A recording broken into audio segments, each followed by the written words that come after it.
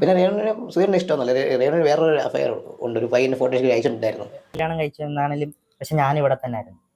അത്രയും ചിന്തിച്ചാൽ മതി എന്തൊക്കെയാണ്. നമസ്കാരം. അപ്പം എൻ്റെ പുതിയൊരു വീഡിയോയിലോട്ട് എല്ലാവർക്കും സ്വാഗതം. എല്ലാവരും സേഫ് ആയിട്ട് ഹാപ്പി ആയിട്ട് ഇരിക്കണമെന്ന് വിചാരിക്കുന്നു.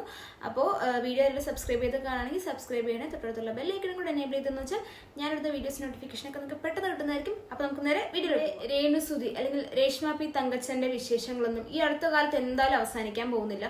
ഒന്ന് കഴിഞ്ഞാൽ ഒന്നിന് പുറകെ ഒന്നായിട്ട് എന്തെങ്കിലും ഒരു കാര്യം നമുക്ക് ചെയ്യാനായിട്ടുണ്ടാവും. പുതിയ ഓരോ കാര്യങ്ങളാണ് വന്നുകൊണ്ടിരിക്കുന്നത്. നമുക്ക് എല്ലാവർക്കും ഉണ്ടായിരുന്ന ഒരു ഡൗട്ടാണ്, എന്തുകൊണ്ടാണ് ഈ കൊല്ലം സുധിയുടെ മൂത്ത മോനായ കിച്ചു ഇതിനെതിരെ ഒന്നും പ്രതികരിക്കാത്തത്, എന്താണ് ഇതിനെപ്പറ്റിയൊന്നും വീഡിയോ ചെയ്യാത്തത്, വീഡിയോസിൽ എന്താണ് ഇതിനെക്കുറിച്ച് പറയാത്തതെന്നൊക്കെ നമ്മളെല്ലാവരും ചിന്തിച്ചൊരു കാര്യം തന്നെയാണ്. അങ്ങനെ ഇരിക്കുമ്പോഴാണ് കിച്ചു ഒരു ലൈവ് പോയിട്ടുണ്ടായിരുന്നത്. ലൈവിൽ കുറച്ച് ക്വസ്റ്റ്യൻസ് ഒക്കെ ചോദിച്ച സമയത്ത് കുറച്ച് ഉത്തരങ്ങളും കാര്യങ്ങളൊക്കെ കിച്ചു പറഞ്ഞിട്ടുണ്ടായിരുന്നു.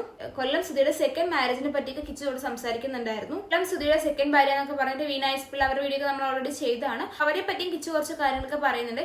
നമുക്ക് അതൊന്ന് കേട്ടു നോക്കാം. ഞാൻ 1ാം ക്ലാസ്സിൽ പഠിക്കുമ്പോഴാണ് സെക്കൻഡ് മാരേജ് അങ്ങനെ നടക്കുന്നതും. കുറച്ചാൾ കഴിഞ്ഞപ്പോഴത്തേക്ക് അവർ ഓക്കെ അല്ലായിരുന്നു രണ്ടുപേരും. ഭയങ്കരമായിട്ട് എപ്പോഴും അടിയായിരുന്നു കാര്യങ്ങളും. കിച്ചു തന്നെ പറയുന്നുണ്ട് ഈ റിലേഷൻഷിപ്പ് അധികം നാൾ ഉണ്ടായിരുന്നില്ല. പിന്നെ പറയുന്ന ഒരു കാര്യമാണ്, മോസ്റ്റ്ലി ഞാൻ ഇവിടെയാണ് നിൽക്കാറ്, അച്ഛനും വീണ സെക്കൻഡ് വൈഫും കൂടെ വേറൊരു വീട്ടിലേക്ക് താമസം മാറി എന്ന രീതിക്കാണ് അവിടെ കിച്ചു സംസാരിക്കുന്നുണ്ടായിരുന്നത്. കിച്ചു അവരുടെ കൂടെ അധികം താമസിക്കാത്തത് കൊണ്ട് അവരുടെ ഇടയിൽ വന്ന പ്രശ്നം കാര്യങ്ങളൊന്നും എന്താണെന്നുള്ള വലിയ ഐഡിയ ഒന്നും കിച്ചുവിന് ഉണ്ടാവില്ല എന്ന് വേണമെങ്കിൽ പറയാം. കാരണം ആ ഒരു ചെറിയ പ്രായം തന്നെയായിരുന്നു കിച്ചുവിനും. അതിനുശേഷം കിച്ചുവിന് അറിയണമെങ്കിൽ ഒന്നില്ലെങ്കിൽ കൊല്ലസുതി പറഞ്ഞു കൊടുക്കണം, അല്ലെങ്കിൽ രേണു എന്തെങ്കിലും പറഞ്ഞു കൊടുക്കണം.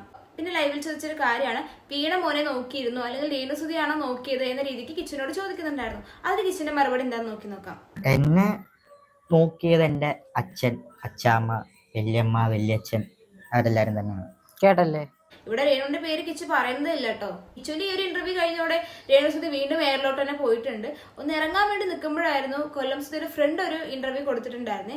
അതിൽ കുറെ കാര്യങ്ങൾ പുറത്തു വന്നിട്ടുണ്ട്. നമുക്ക് അതുകൂടെ ഒന്ന് കണ്ടു നോക്കാം. ഇതിപ്പോ നാളെ രേണു വന്നാലും രേണു പറയാൻ പോകുന്നത് അങ്ങനെ ഒരാൾക്ക് പൈസ കൊടുക്കാനില്ല എന്ന് തന്നെയായിരിക്കും.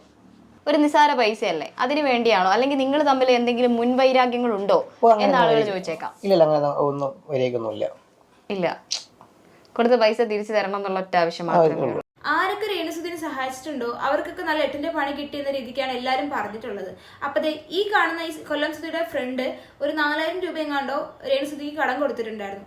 ആ കാശ് തിരിച്ചു ചോദിച്ചപ്പോൾ സ്വാഭാവികമായിട്ടും രേണുസുധി അവിടെ ചൂടാവുകയും ചെയ്തിട്ടുണ്ടായിരുന്നു. വിചാരിച്ചു ഇനിയിപ്പോ നിന്നിട്ട് കാര്യമില്ല, എന്തായാലും രേഷ്മ തങ്കച്ചിന്റെ യഥാർത്ഥ മുഖം നമുക്ക് പുറത്ത് കൊണ്ടുവരാന്നുള്ള രീതിക്കാണ് അവർ കുറെ ഇന്റർവ്യൂസിൽ കുറെ കാര്യങ്ങളൊക്കെ പറഞ്ഞിട്ടുള്ളത്. പിന്നെ ഒരു ബൈക്ക് ഉണ്ടായിരുന്നു വീട്ടില്, സുധീറിന്റെ ബൈക്ക്, അത് കൊണ്ടുപോയി, മൂത്തം കൊണ്ടുപോയി. അപ്പോൾ അതിനെ പറ്റി എന്താ പറഞ്ഞിട്ടുണ്ടാകുന്നത്, കൂടുതൽ വിടാൻ പറ്റത്തില്ലായിരുന്നു, അങ്ങനെ എന്തായാലും കൊണ്ടുപോയി എന്നൊക്കെ പറഞ്ഞു. പിന്നെ അവനെ നിർത്താൻ അവന് നോട്ടം ശരിയല്ല, കുറച്ച് കാര്യം പറഞ്ഞു. അത് ഇതൊക്കെ ആ ഇന്റർവ്യൂവിൽ അവർ പറഞ്ഞൊരു കാര്യമുണ്ട്, കൊല്ലം സുധിയുടെ ബൈക്ക് കിച്ചു എടുത്തിട്ട് പോയപ്പോൾ, മൂത്ത മോൻ സ്വന്തം അച്ഛന്റെ ബൈക്ക് എടുത്തിട്ട് പോയപ്പോൾ അവിടെ രേണുസുധിക്ക് അത് താല്പര്യം ഉണ്ടായിരുന്നില്ല. അതുപോലെ തന്നെ എല്ലാ ഇന്റർവ്യൂസിലും അല്ലെങ്കിൽ എല്ലാ മീഡിയക്കാരുടെ അടുത്തും പറയുന്നുണ്ട്, എന്റെ മൂത്ത മോനാണ്, എന്റെ ഋതപ്പനേക്കാൾ എനിക്ക് ഏറ്റവും ഇഷ്ടം കിച്ചുവിനാണ് എന്നൊക്കെ പറഞ്ഞിട്ട് ഇപ്പൊ പറയുന്ന കാര്യമാണ് അവന്റെ സ്വഭാവം ശരിയല്ല, അവന്റെ നോട്ടം ശരിയല്ല. എന്തൊക്കെയാണിത്? ഇതൊക്കെ നമുക്ക് ആദ്യമേ മനസ്സിലായ കാര്യങ്ങളാണ്. രേണു ഇങ്ങനെ ഇന്റർവ്യൂസിലും അല്ലെങ്കിൽ മീഡിയസിന്റെ ഫ്രണ്ടിലൊക്കെ വന്നിട്ട് കിച്ചു പറയുമ്പോൾ തന്നെ നമുക്കൊരു നെഗറ്റീവ് അടിച്ചാണ്, എന്തോ ഒരു കാര്യമുണ്ട്, അല്ലെങ്കിൽ ഈ ഒരു ബോണ്ടിങ് കാര്യങ്ങൾ അവർ തമ്മിൽ ഇല്ല എന്നുള്ളത് നമുക്ക് വ്യക്തമായിട്ട് മനസ്സിലായതാണ്. ഈ ഒരു തരത്തിൽ പറയുന്നത് ഭയങ്കര ഷോക്കിംഗ് ആയിരുന്നു കേട്ടോ. ഒരിക്കലും സ്വന്തം ഒരു അമ്മേന്റെ സ്ഥാനത്ത് നിന്നിട്ട് മകനെ കുറിച്ച് ഇങ്ങനെ പറയുമോ, അത് എനിക്ക് തോന്നിയില്ല. പറഞ്ഞിട്ട് കാര്യമില്ല, ഋതപ്പനെ വരെ നിങ്ങൾ നോക്കിക്കോ എന്ന് പറഞ്ഞ ഒരാളാണ്. അതുകൊണ്ട് കിച്ചനെ പറയുന്നതിൽ അതിശയില്ല എന്ന് വേണം പറയാൻ. സോഷ്യൽ മീഡിയയിൽ അല്ലെങ്കിൽ ഇത്രയൊക്കെ നെഗറ്റീവ് വന്നിട്ട് പോലും എന്താണ് സ്വന്തമായിട്ടൊന്നും ചിന്തിക്കാത്തത്, എൻ്റെ പേരിലാണ് ഇത്ര നെഗറ്റീവ്സ് ഒക്കെ വരുന്നത്, അപ്പോൾ കുറച്ചെങ്കിലും ഞാൻ ചേഞ്ച് ആവണം എന്ന് പറഞ്ഞിട്ട് ഒരു പേഴ്സൻറ്റേജ് പോലും ചേഞ്ച് ആവാൻ ശ്രമിക്കാത്തത് എന്തുകൊണ്ടാണ്? എന്നെക്കുറിച്ച് ആരും എന്ത് വേണേലും പറഞ്ഞോളൂ, ഞാൻ ഇങ്ങനെ പോവുള്ളൂ, അല്ലെങ്കിൽ എൻ്റെ വഴി ഇങ്ങനെയാണ്, ഞാൻ ഈ വഴി കൂടെ സഞ്ചരിക്കുള്ളൂ എന്നൊക്കെ പറഞ്ഞ് നടക്കുന്ന ഒരു ആറ്റിറ്റ്യൂഡ് ഉണ്ടല്ലോ. എന്തായാലും രേണുസുധിക്ക് വീണ്ടും ഒരു ഇന്റർവ്യൂ കൊടുക്കാനുള്ള എല്ലാ വകുപ്പും ഇതിൽ കാണുന്നുണ്ട്. ഇതിന്റെ എക്സ്പ്ലനേഷനും കാര്യങ്ങളൊക്കെ ആയിട്ട് വീണ്ടും വരണമല്ലോ. ഇനിയിപ്പം രേണു വീണ്ടും ഒരു കേസ് കൊടുത്താലോ ഇതുപോലെ കാര്യങ്ങളൊക്കെ നിങ്ങൾ കേട്ടല്ലോ.